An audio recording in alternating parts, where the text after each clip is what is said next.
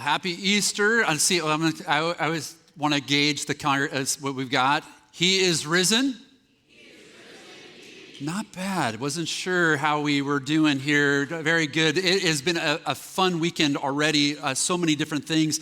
This is our third service. We had one last night, like 370 people here, tacos and all kinds of fun stuff. So much energy, so much fun last night. Did anyone make it to the pier this morning at sunrise? Really? Yes, my favorite. What happened? How did one brother make it? I don't get it. We had 16 churches down there, well over 1,000 people celebrating. So this is my fourth service. So if I start repeating things over and over again, you're like, I think you already said this. You'll know why. It's been a full 2 days already. But this is just a weekend to celebrate life. Our family is kind of in this fun season. We're celebrating all this new life. We have a wedding coming, Trevor and Bren. Trevor, our middle kid, and Bren. We're so excited for them this fall, getting married. We got bridal showers and planning and prepping and all these things. He just became the head coach at Segerstrom High School. They're both getting ready to start teaching careers. And so we're just celebrating, watching them launch their life, their new family. Becca's home right now, which is fun because in a month she will finish her first year of college. And I was trying to think about that. I thought, gosh, 18 years ago, my first Easter, she was 2. She just turned 2. And here she is now finishing her first year of college. It just is blowing my mind. It makes me feel very old. But if you wanted to, if I wanted to put kind of a real sense of me being old, we just found out we're going to be grandparents. And so little baby Mookie is going to be here in October. And so we were told it's a boy, and it's this little boy will be here in October. He's due on October 15th. We are supposed to be taking a bunch of you to Turkey and Greece until October 13th. So some of you may have to find your own way home. I have no idea how that's going to work, but you can imagine as new grandparents, we're pretty pumped on this. And new life has this way of making the world feel bigger, doesn't it? Now, I want to do something this morning that is I want us to look at the Easter story through the eyes of someone whose world did not get bigger when Jesus died, but it got smaller.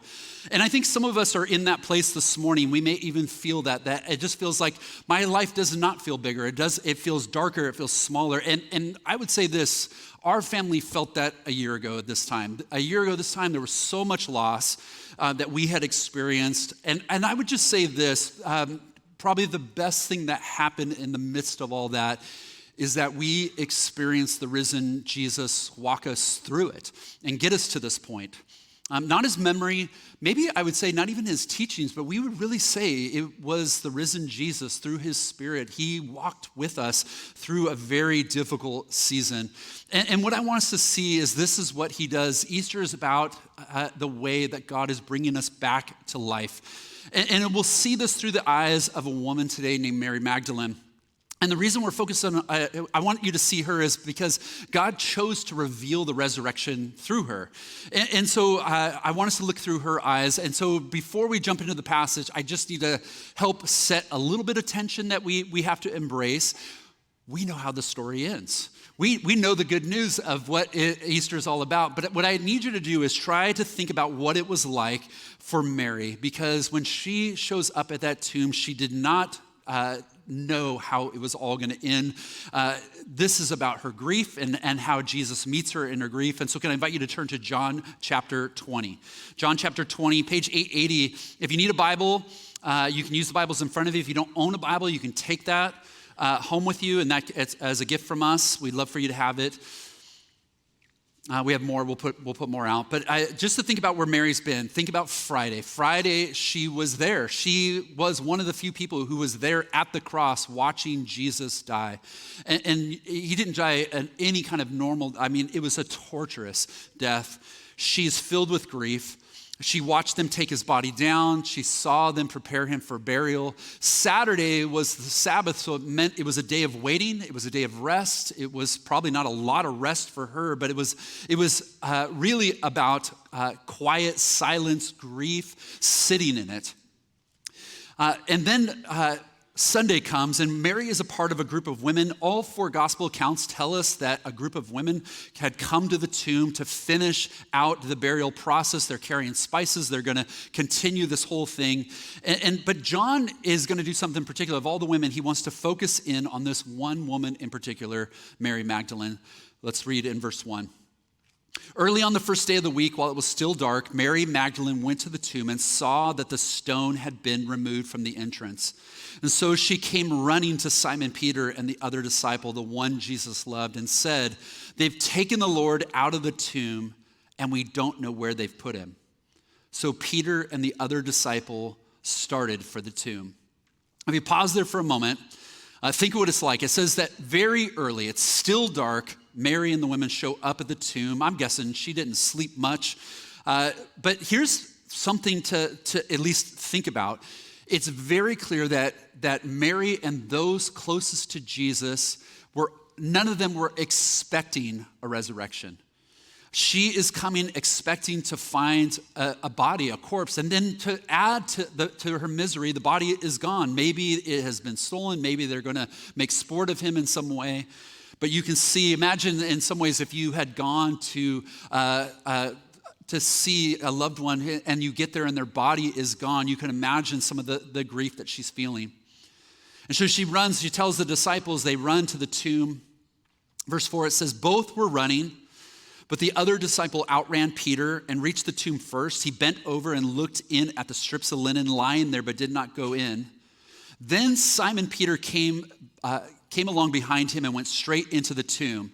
He saw the strips of linen lying there, as well as the cloth that had been wrapped around Jesus' head. The cloth was still lying in its place, separate from the linen. Finally, the other disciple who had reached the tomb first also went inside. He saw and believed. They still did not understand from Scripture that Jesus had to rise from the dead. Then the disciples went back to where they were staying. And we pause again for a moment. I want to point out something that I think it will be helpful to help us see where we're going today. If I've learned one thing about reading the Gospel of John, is that you really have to pay attention to all the words. John is an incredible writer, and every word is packed with meaning. They're deliberate words, they're intentional words. And in this scene, John wants to draw your attention to the grave clothes. And what he wants you to help you see is that the body wasn't just taken. It wasn't, no one would simply unwrap him from all these things. There was a lot of expense to it, there's a lot of time. John wants you to almost see in your mind's eye the scene, that the grave clothes and then the head wrapping are just lying there as if a body has just walked right out from them. And so already John is hinting at something, that he is risen. Verse 11. Now Mary stood outside the tomb crying. And as she wept, she bent over to look into the tomb and saw two angels in white seated where Jesus' body had been, one at the head and the other at the foot. And they asked her, "Woman, why are you crying?" "They've taken away my Lord," she said, "and I don't know where they've put him." At this, she turned around and saw Jesus standing there, but she did not realize that it was Jesus. He asked her, "Woman, why are you crying? Who is it that you're looking for?" And thinking he was the gardener, she said, "Sir, if you have carried him away, tell me where you have put him, and I will get him." And Jesus said to her, "Mary." She turned toward him and cried out in Aramaic, "Rabboni," which means teacher. And Jesus said, "Do not hold on to me, for I have not yet ascended to the Father. Go instead to my brothers and tell them, I'm ascending to my Father and your Father, to my God and your God." Mary Magdalene went to the disciples with the news, "I have seen the Lord." And she told them that he had said these things to her. Here's Mary. She's there at the tomb. She finally makes her way back after they have left. She's still staring into the tomb, weeping. Now she sees two that are sitting there, described as angels. Whether she understands they're angels or not, we don't know. But they're asking, "Woman, why are you crying? This is reason to celebrate." she hears someone coming behind her. She assumes that it is a gardener. She has her eyes fixed on the tomb. She's crying. She hears the voice, the same thing. Woman, why are you crying? And what John's about to do, I think, is it's this quietly stunning thing in this story. And again, I want to remind you, John's words are intentional and they're filled with meaning. And I would say this, I have read this story for 40 years, and I have always thought it's a simple, honest mistake. She's there in a garden, someone comes up, and of course, who do you think it is? You think it's the caretaker, it's the gardener. And so for 40 years, I've read it this way, thinking he was a gardener. Of course, who else would it be? But I think John's doing something much bigger than this. I think if I could, I think John has placed an Easter egg here. Think about it this way, right? An Easter egg is something we hide in plain sight, right? It's something, think about if any of you like the Marvel movies, you know this, the way that a Stan Lee cameo appears somewhere in there and you notice him, or the Infinity Stones start coming up in different movies until it all makes sense as you get towards the end of the stories, or you have to sit through the entire movie and the credits because there's a teaser coming at the end of something that's coming, a next movie that's coming. There's always these things, we call them Easter eggs, right? They're these things that are hidden in plain sight. Or any of you who are Disney fans know this same idea, right? If you watch the Disney movies, you'll find the hidden Mickeys. I don't know if you can see them in these pictures or not. Or if you walk around the parks, you'll find the hidden Mickeys, right? We call these things Easter eggs. They're things that are hidden in plain sight. And John is saying something particular in this moment in verse 15, thinking he was a gardener. It is something brilliant, and I don't think it's misplaced or accidental. What John wants to do, and he's been teasing this now for a few chapters, is he's been teasing this idea of this event taking place in a garden. And we need to think about what this means in this. In fact, and if you look back just one page, John chapter 19, verse 41, it says, at the place where Jesus was crucified, there was a garden, and in the garden a new tomb in which no one had ever been laid. And so I invite you for a moment, just take a step back for a moment and think about what John is trying to say in this moment. Think about this, try to imagine this with fresh eyes, try to see this story with fresh eyes. Humanity began in a garden.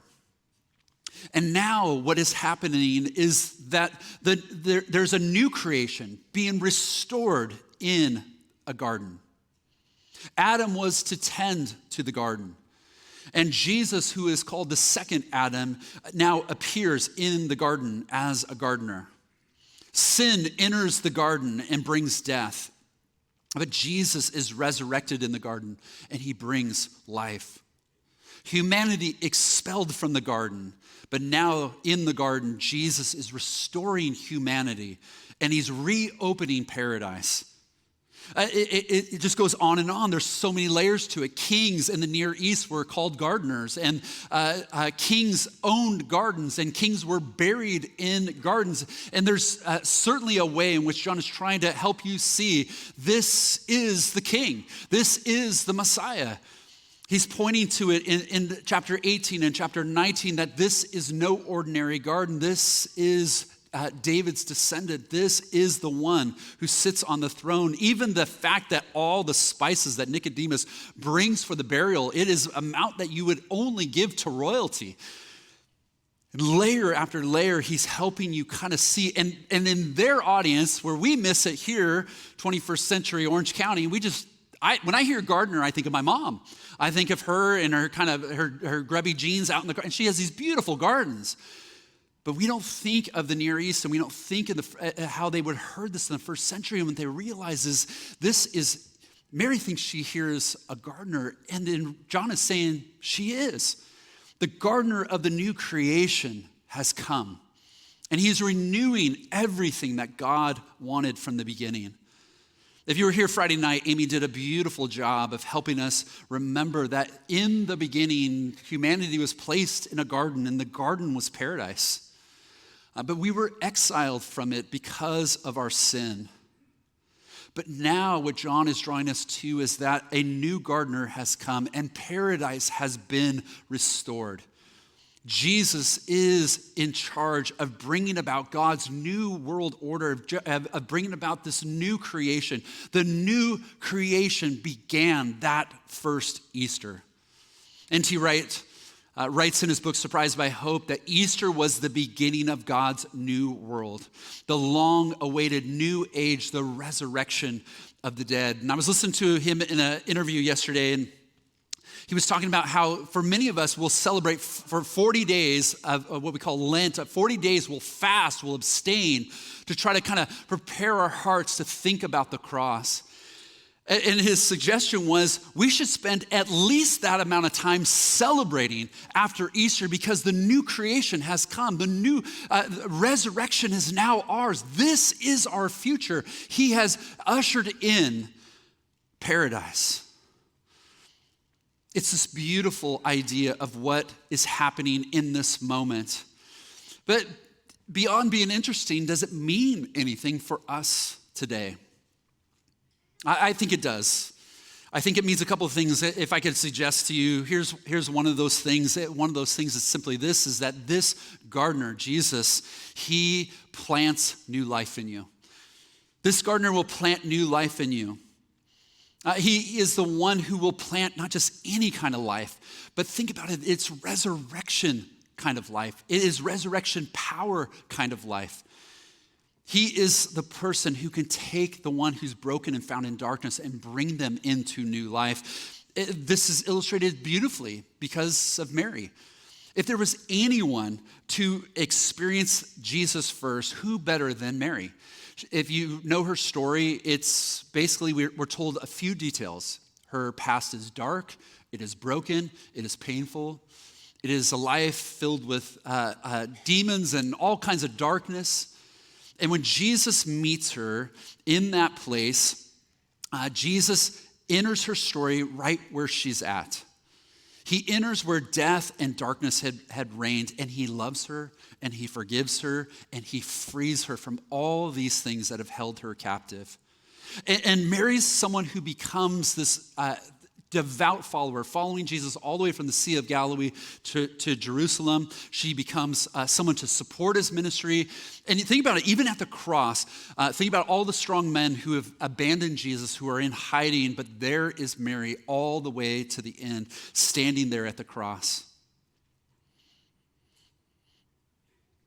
All her darkness forgiven, a new life, new identity, belonging, purpose found. Jesus says this, that those who've been forgiven much love much. And I'm not sure if you think of all the people who follow Jesus, there are very few who you would say love Jesus with the same kind of devotion that Mary did.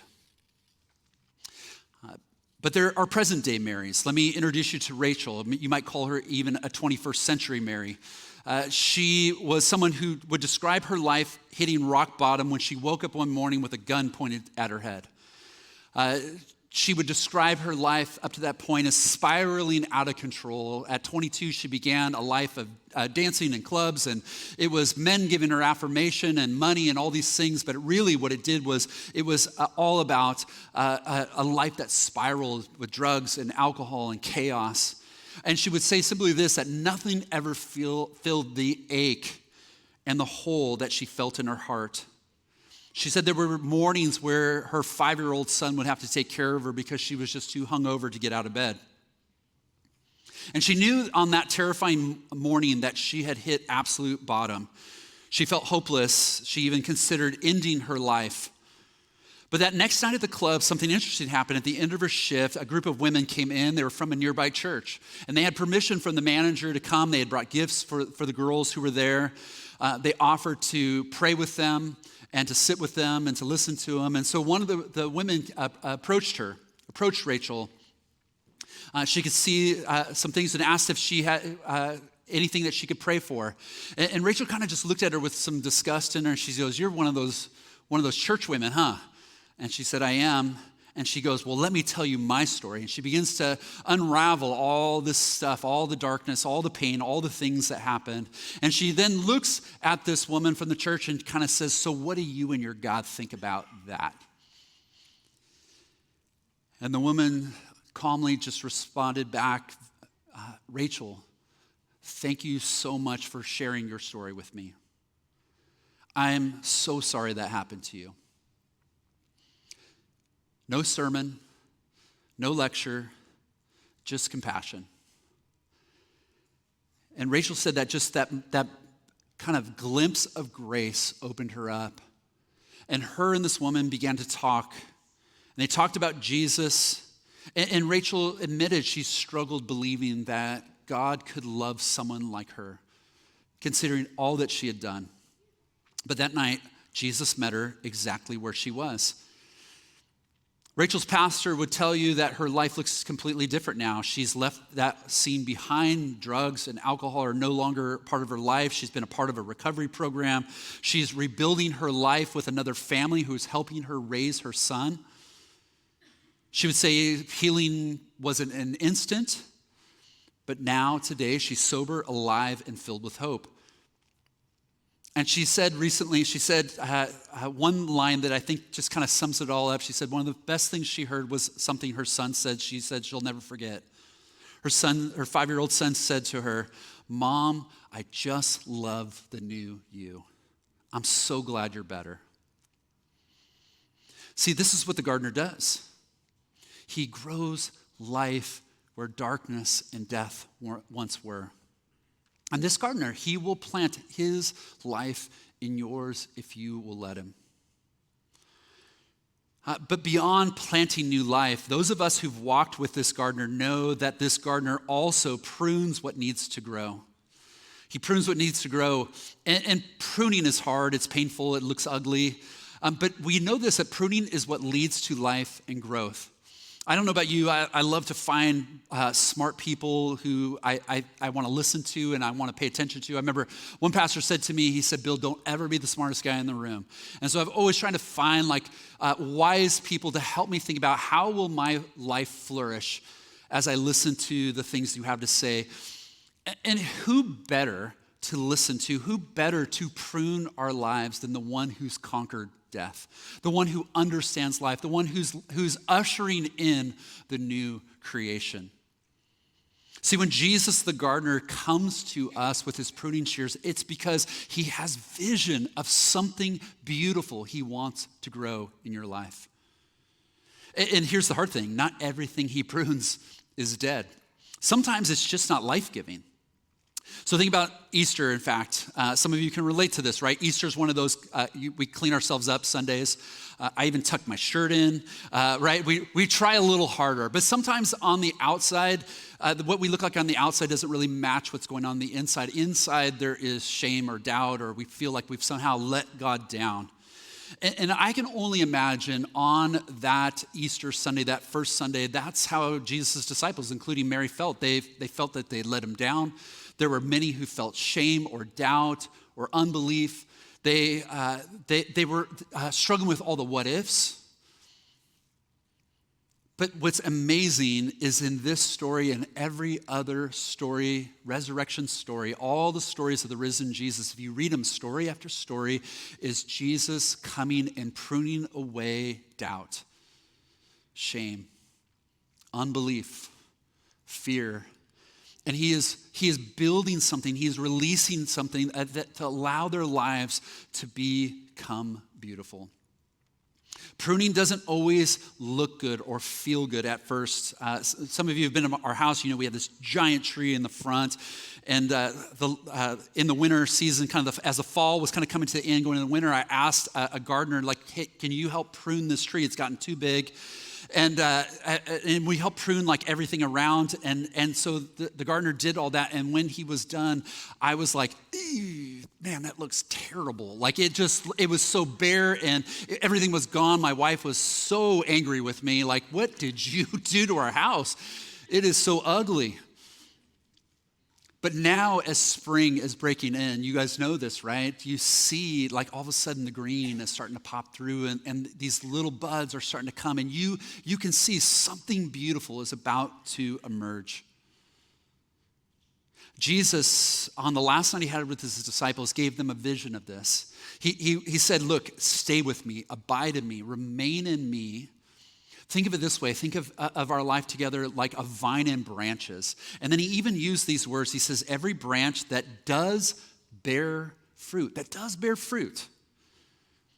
gardener prunes so that it will be even more fruitful. That word in Greek, prune, can also mean clean. It means that God grows us by cleaning us, by cutting away not just the things that are harsh in our life, but the things that maybe just aren't helping. Whether it's habits or ideas or thought patterns or pursuits that are really not producing the kind of life they're meant to produce. He wants to take that energy and move it into some other direction, somewhere where it's worth going. And so I would invite us to think about this. Those of you who've been walking with Jesus, maybe this Easter, one of the best things that you do is you hold your life open to the gardener. And you ask him to prune what needs to be pruned, to cut away, to clean, to channel the energy of your life into things worth living for. The best thing about this is when the gardener shows up in your life with the pruning shears, it's not because he's finished with you. It's because he's just getting started. It's because he has an incredible vision. Pruning always has vision, always has purpose, and it's always about beauty and flourishing. And so the risen Jesus shows up in the garden because the garden is no longer a place of exile. It is a place where he is still working, and he is working in you. So let me give you just one last thing I think that is interesting in this story, is that this gardener calls you by name. He calls us by name.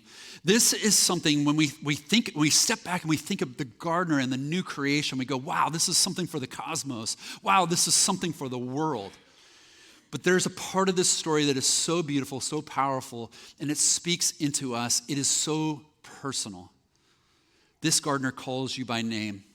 Think about Mary as she's there, she's kneeling, she's crying, her eyes are fixed, she hears the voice behind her. Why are you crying? She's still trapped in her confusion and her grief. And then one word changes everything. She hears the sweetest sound she's ever heard. Mary. In all of Scripture, this might be the most important single word ever spoken to a person who had nothing left. Her name in his voice. Everything changed.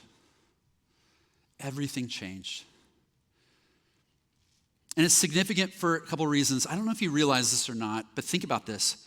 Jesus, in all four Gospels, we're told this, that Jesus decided to first appear to Mary Magdalene. Not to an apostle, not to a person in a position of power or influence in society or the church. Even in this time, in the culture where women had a lesser role or sometimes were considered a lower status or not considered reliable witnesses, the risen Jesus decided to appear first to one who was once oppressed, who had a life filled with darkness. If this story was invented, we would have done a much better job of picking who Jesus appeared to. But all the Gospels confirm he chose Mary. He could have chose Peter and John, right? They were there. They ran down. He could have, and it would have had a different kind of credibility, but he didn't. He held himself back. He waited for the moment, and he appeared to Mary. And he called her by name, and he commissioned her to go and tell the others. And I don't know how she did it. The account doesn't say that she ran. I just can't imagine that she walked briskly, skipped, something. I mean, can you imagine the excitement of what she's feeling? That Jesus is alive, that here's this person who spent her whole life running from her past, running from darkness, and now she's running for the one who's called her by name. She's running for the one who has rewritten her story, and he will rewrite yours if you let him. Mary thought she was meeting a gardener that morning, and I think the Apostle John is saying she was right. She did meet the gardener. She met the gardener of the new creation. She met the gardener of the new paradise, the one who's opened it back up for us. It is the inauguration of the new creation.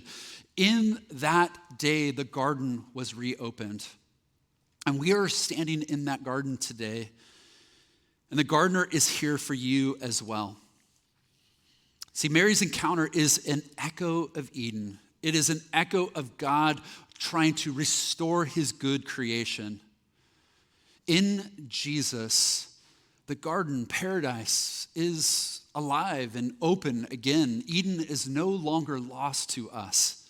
And one day soon, we will experience it in all its fullness. But until that day comes, we trust the gardener to plant in us his life, to prune in us what will flourish, and to go where he calls us. And so can I invite us as we close this morning, would you stand? We're going to, as we sing these final songs, as we worship in this final moment, the band, the choir will lead us to this moment.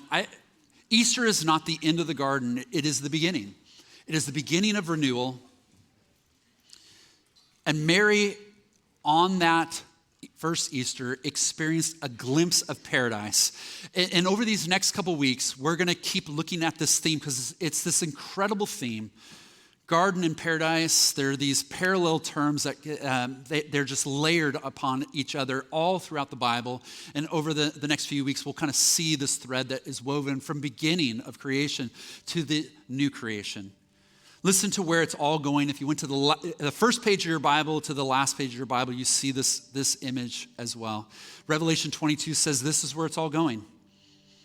The angel showed me the river of the water of life as clear as crystal, flowing from the throne of God and the Lamb down the middle of the great street of the city.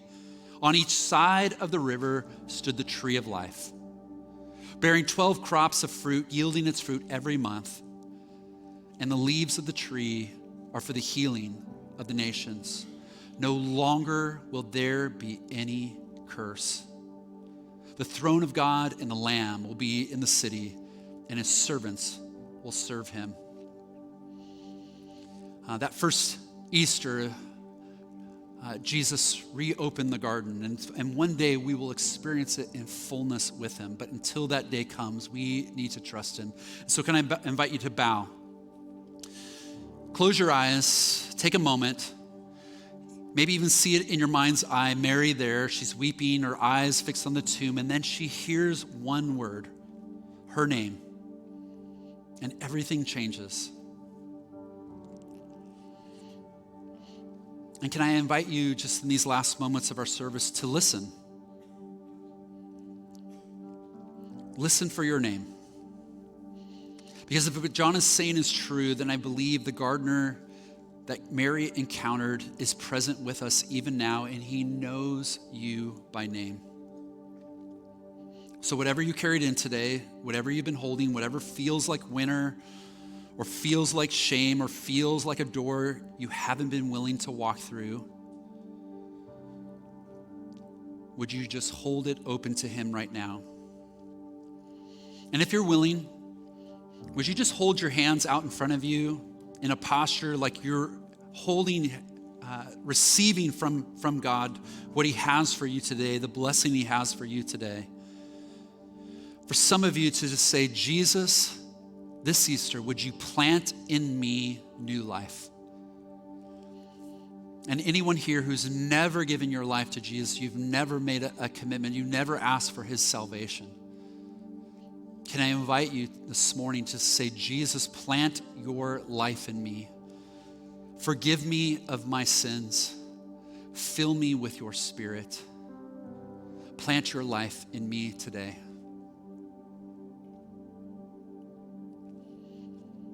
My friends, you and I who've been walking with Jesus, we trust him, don't we?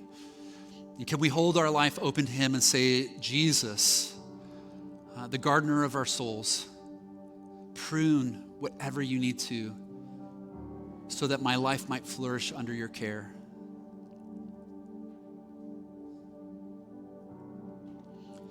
And would you hold your life open for one more second and just say this: Jesus, however you want to call me, wherever you want to send me, I want to be ready to go.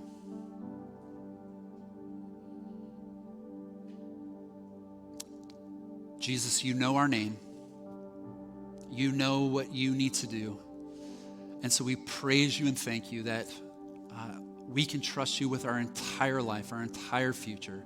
Who better to trust our life than you, the one who's conquered death, who's conquered darkness, who's conquered sin. You have a beautiful vision for what you want for us. And so may we leave this place today trusting in the beauty of what you have for us. We pray these things in your name. Amen. Let's sing this final song.